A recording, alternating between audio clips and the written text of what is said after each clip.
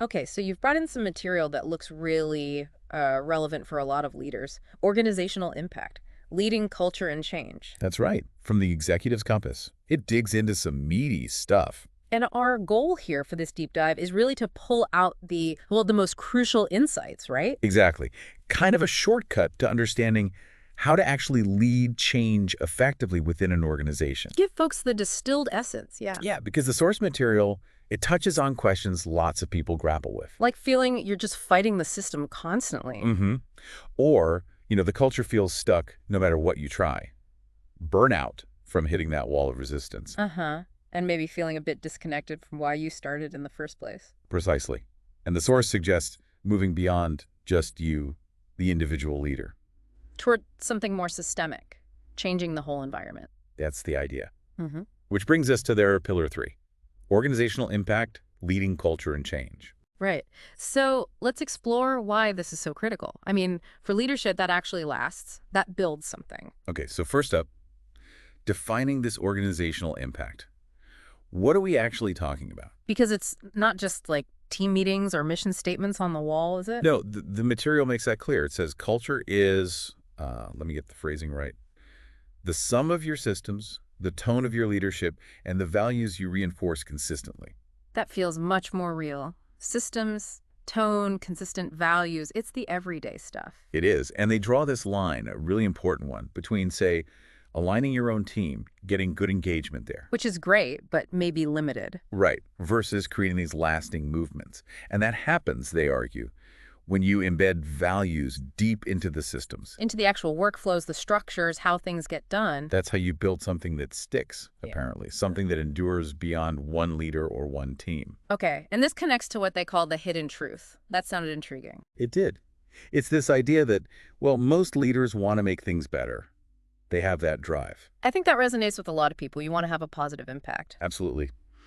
But the sticking point, according to the source, is often not having the right organizational tools, the how-to for bigger change. Ah, okay. So you might feel like you're pushing uphill without enough support from the top. Or from your peers even. Or Sure. maybe the overall vision isn't quite clear or shared. Yeah, it paints that picture of being stuck in the middle sometimes. Right. Being told to, implement something you didn't help shape. Or ask to lead change without the real power to transmute the environment, as they put it. Yeah, that's a strong word, transmute. It highlights that gap between the desire for change and the stubborn reality of the organization. Okay, so that feeling of frustration, that kind of sets the stage for the solutions they propose, these 3 guideposts. Exactly. 3 key areas for actually making that organizational impact happen. First one, strategic vision and culture transmutation. Transmutation again. So really fundamentally changing the culture. Yeah, but specifically aligning it deeply with the mission and the core values, not just paying lip service. So it has to show up in the day-to-day, the workflows, how leaders behave.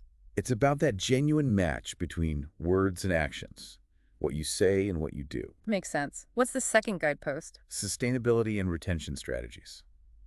This was crucial. It's about designing systems that actively support people. How so? Like supporting their well-being. Well-being, yes, but also growth and, importantly, psychological safety. Feeling safe to speak up, to contribute. Okay, that seems fundamental for keeping good people. If they don't feel safe or supported. Why would they stay? Yeah. Exactly. It's about creating an environment where people want to stick around and give their best. Right. And the third one? Advocacy and organizational influence. This is about looking beyond your immediate team. Using your platform, your voice. Yes, to push for broader improvements. Maybe it's internal policy changes. Or could it even be like influencing things in the wider industry? Potentially, yes. It's about leveraging your influence for positive change that ripples outwards. Okay, so vision and culture, sustainability and retention, and advocacy and influence. Got it. Those are the 3 pillars for action. Now, the flip side, the material is also pretty direct about what happens if leaders don't focus on this organizational level. Oh, yeah. It's not a great picture. They talk about turnover becoming a revolving door. Constantly losing good people, that's draining. And the culture becomes reactive, always putting out fires instead of building something strong. And leaders themselves start to think smaller. Understandably, yeah. They shrink their vision, just trying to cope with the immediate chaos instead of looking ahead. Which probably kills innovation too, right? Definitely. If the system isn't supportive, why risk trying something new? And that point about why people leave, often it's not the job itself. But the system that surrounds it, that really drives home why this organizational piece matters so much. It's the context. It really does. Okay, but let's look at the positive side now. What happens when leaders do embrace this? Well, it paints a much more hopeful picture. The culture starts to feel more, visible, lived, actually aligned with the values. And that builds a stronger sense of connection, like everyone's pulling together. Yeah, a shared vision that people feel rooted in. Staff, leaders, everyone. And the systems, instead of being obstacle. They actually support leadership. They enable it, That sounds like a much better way to work. doesn't it?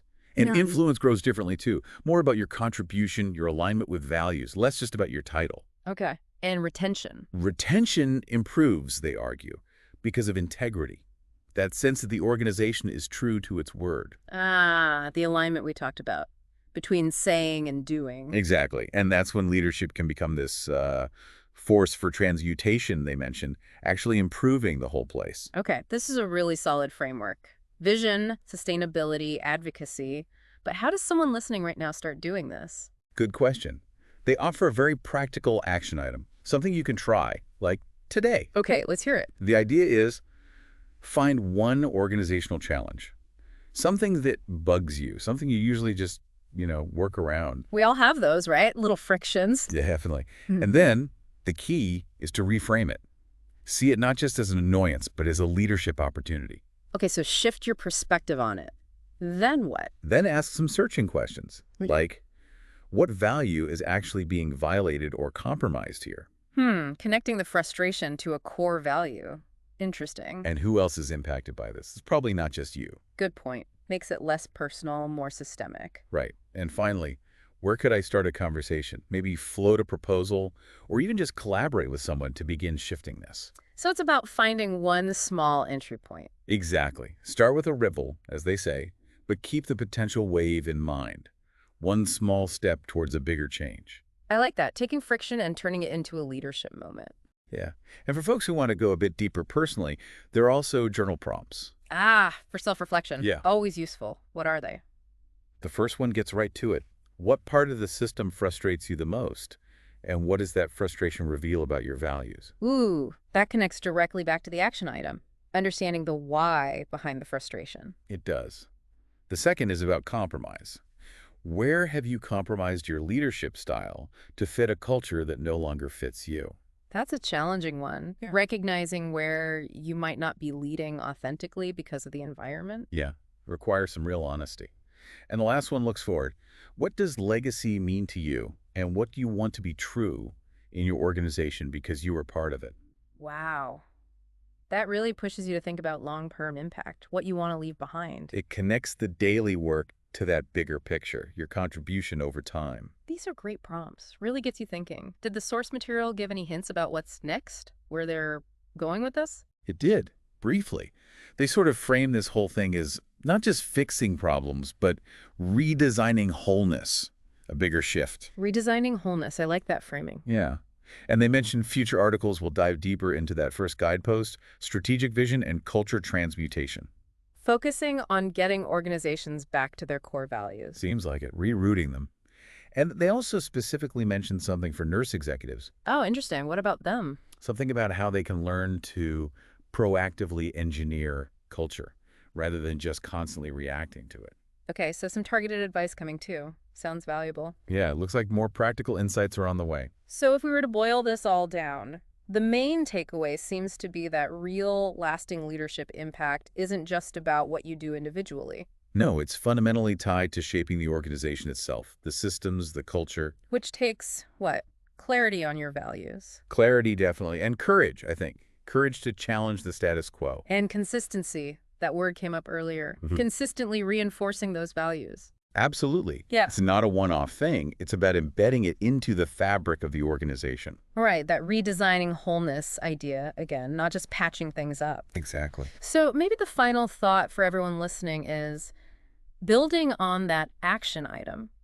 What's just one small, concrete step you could take? Maybe even today. Mm. One step to start nudging your part of the organization, your system, just a little bit closer to the values you hold and, the legacy you want to build? That's a powerful question to leave with. It makes it immediate, actionable. Yeah. Well, this has been incredibly insightful. Thanks for digging into this material with us. My pleasure. It's important stuff to think about. Absolutely. And thanks to all of you for tuning in to this deep dive. Hopefully, it's giving you some real food for thought and maybe sparked an idea for your own next step.